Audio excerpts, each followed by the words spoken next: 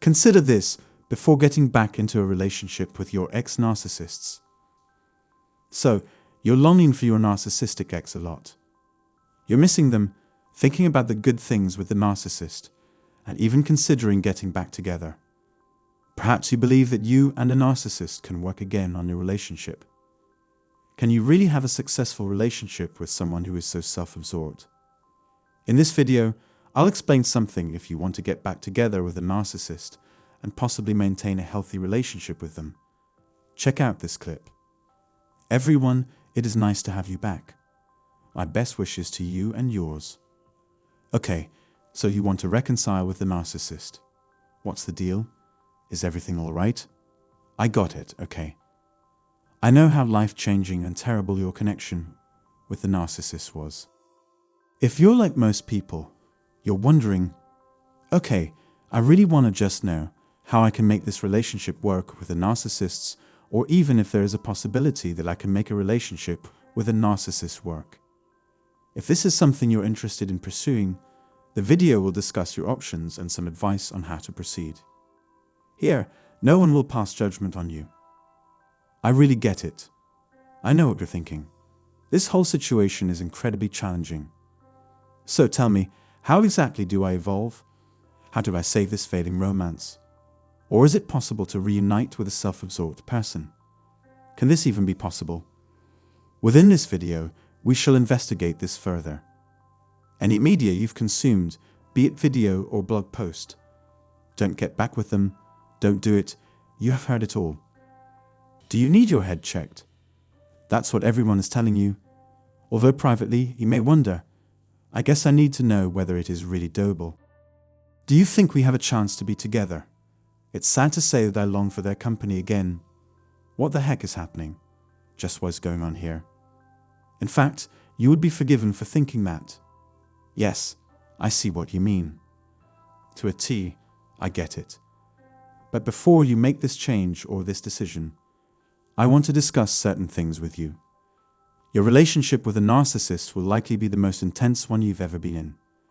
Yes, it's almost as if the highs will be incredible. You'll have a ton of memories, and you'll have had some fun moments with the narcissists. They will be just as terrible as everyone else. They would have caused you to act badly. If you'd given them your genuine feelings of caring, sympathy, and understanding, you'd have realized that you were actually doing them a favor. You too would have treated them with nothing but wonderful, unconditional admiration.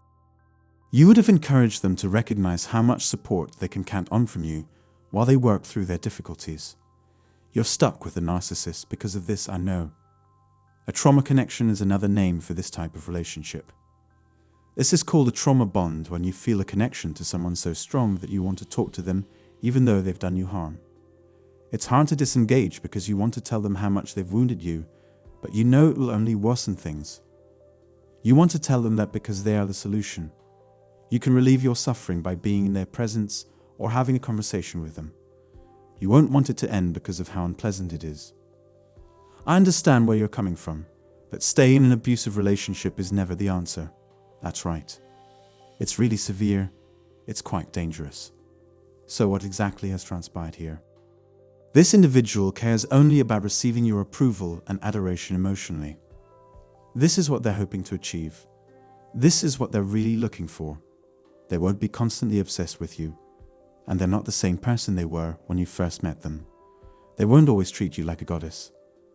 They do this only once at the start of the relationship, when they are trying to win you over. And it's particularly effective early on because once they have you, they've got you good. When they realize they have your unconditional acceptance, they are free to be themselves, warts and all. This gives them the impression that you agree with them. Because of this, people are free to be who they really are, which is this.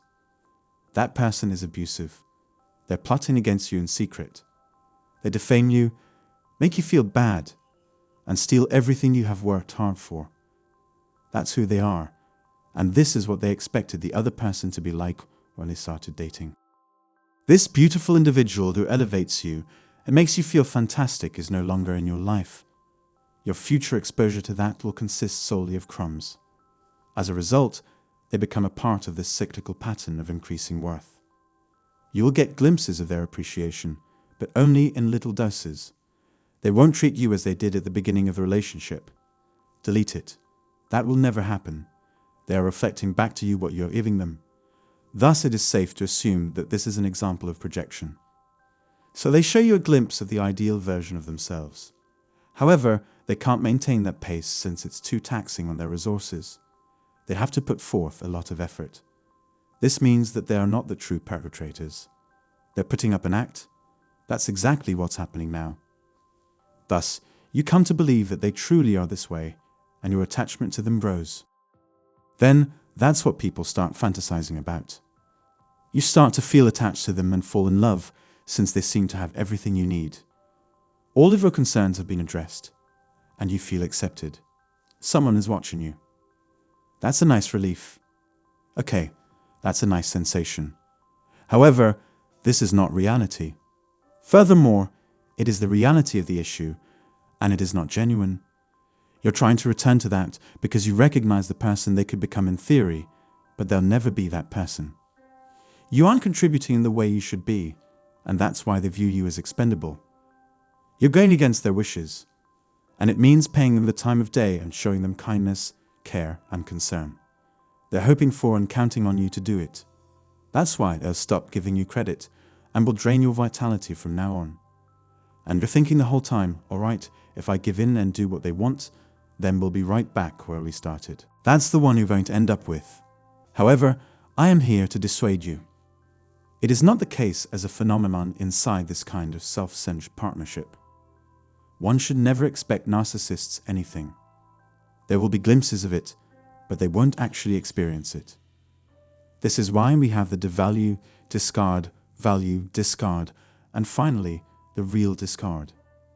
In other words, that's what you get. Narcissists learn to interact socially in this way. Therefore, there is perpetual tension and release.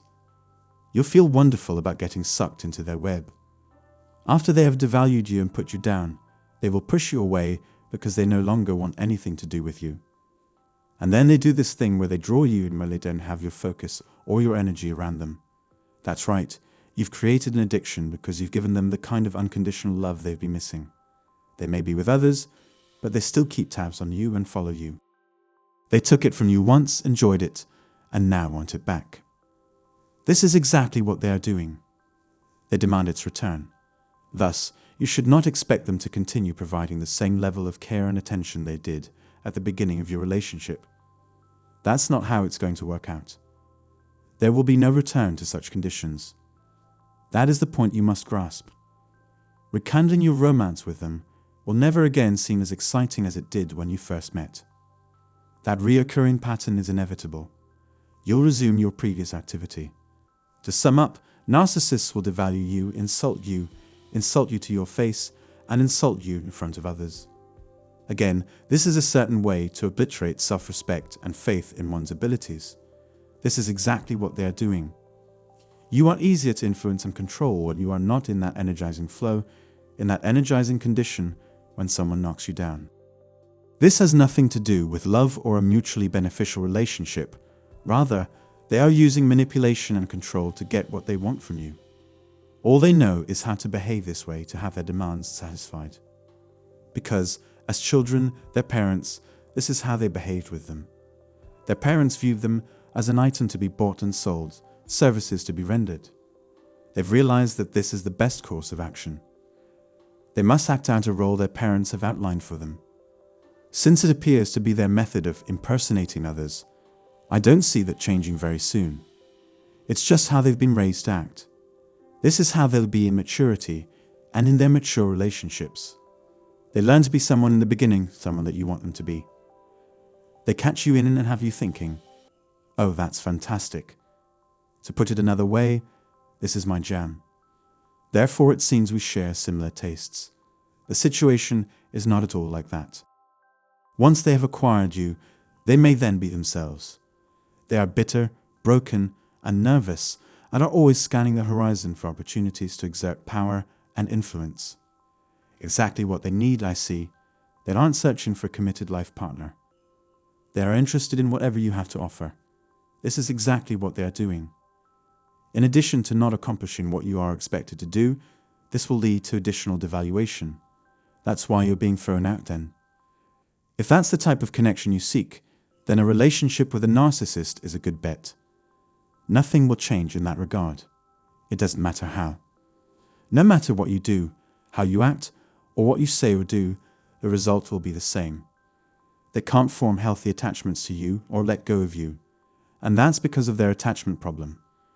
Just because you're still hearing from them or seeing them around doesn't indicate they care about you, will ever change, or even miss you. It doesn't mean that at all. It's a sign that the narcissist is satisfied with themselves and able to attract and manipulate you. What's happening right now? You should think about it. Do you value yourself too highly to settle for that type of connection in the future? Do you believe that you merit anything superior? Yes, removing yourself from a narcissist's influence won't be simple, but it's possible. You can make it through this. There are others here who have. There is a chance of success. Think about your mental and physical well-being if you continue in a relationship with a narcissist. The more you're provoked, the more worried you get, and the more your body produces adrenaline and seeks your soul. And because of the physiological repercussions, it holds you there, slowly murdering you. It causes irregular heartbeat, irritable bowel syndrome, and diabetes. Staying with a narcissist puts you in a permanent state of anxiety and nervousness, which leads to all of the above problems. You should never do anything because it feels nice. In light of this information, these are some things to consider if you want to save your relationship with a narcissist or are considering doing so. That is a terrible reality, though. Narcissists are someone who cannot be helped. There's no way that could work. As a result, I'm praying this video prompts some deep thought on your part. Alternatively, you may have been thinking, or maybe I could go back. I hope you find this video helpful, hoping that it will be of assistance. You guys are the best, and I can't wait to make another video for you. Thanks.